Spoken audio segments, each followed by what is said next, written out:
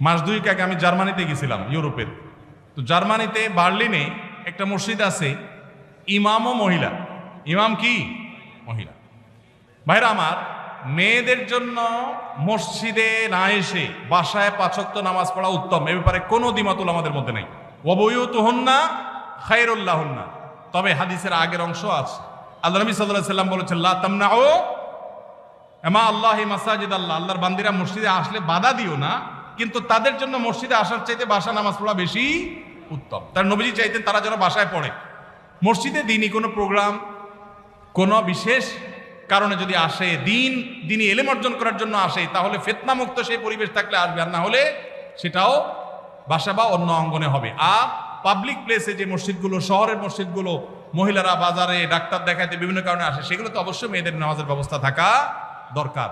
কিন্তু মেয়েদের জন্য মসজিদে এসে ৫ ওয়াক্ত নামাজের